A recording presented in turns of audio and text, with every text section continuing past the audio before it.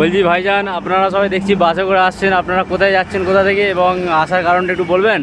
বাসে করে আসার কারণ হচ্ছে সামনে আমাদের ফেস্টিভ্যাল ওকে বকরাইড। ওকে সেই জন্য আমরা রাজ্য সরকার এবং কেন্দ্র সরকার ওকে দুজনের হচ্ছে মানে ওদের দুজনের চিন্তা ভাবনা ভুলে করে আমরা রেলের টিকিট না পাওয়ার কারণে ব্যাঙ্গালোরে কর্মরত থাকি পরিযায়ী শ্রমিক। ঠিক আছে, সেই হিসাবে আমরা মোটামুটি যেহেতু আমাদের ফেস্টিভ্যাল আমাদেরকে বাড়ি যেতে হবে, আমরা বাড়ি যেতে পারবো না বলে রেলের টিকিট তখন পাইনি। বাদ দিয়ে আমরা বাসের প্ল্যান করার পরে বাসটা আমরা করি। অনেক পরিশ্রমের পর বাসটা এবং এখানেও যে বাসটা করতে যাই সেখানেও আমাদের সঙ্গে প্রতারণা হয়। সেই প্রতারণার মধ্যে আমরা পা দিয়ে দিই।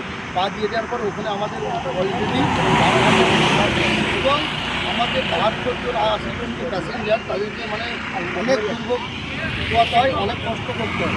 কষ্ট করার ফলে আমাদেরকে থানা পুলিশ অনেক ঝামেলার পরে এবং ড্রাইভার সহযোগিতায় এবং আমাদের সকলের সহযোগিতায় আমরা বাসটা ছেড়ে রওনা দিয়েছি কলকাতার উদ্দেশ্যে।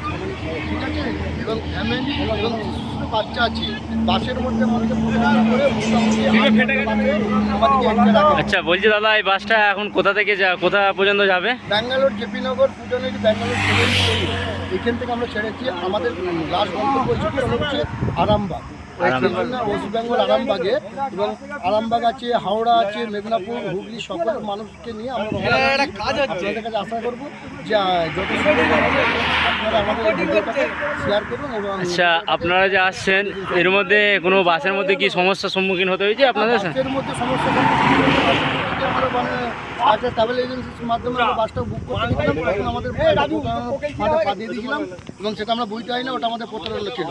তাই আমি সকলের কাছে বলবো যে এরকম প্রতারকের ফাঁদে কেউ আপনারা পা দেবেন না, কোনো বাসটা করলে আপনারা ভালো করে যাচাই করে দেবেন। ওকে, আচ্ছা, আপনি যে আপনার সঙ্গে যে যাত্রী আছে তাদের উদ্দেশ্যে কি বলবেন? তাদের উদ্দেশ্য বলবো, তারা যে অ্যাডজাস্টটা করেছে তার জন্য আমার তরফ থেকে এবং আমরা যারা বাসটা করেছি তাদের তরফ থেকে অসংখ্য ধন্যবাদ। এবং আমাদের যে আমাদের মানে কষ্টর সময় আমাদের পাশে দাঁড়ানোর জন্য, তাই সকলের কাছে আমরা চিরকৃতজ্ঞ। ওকে।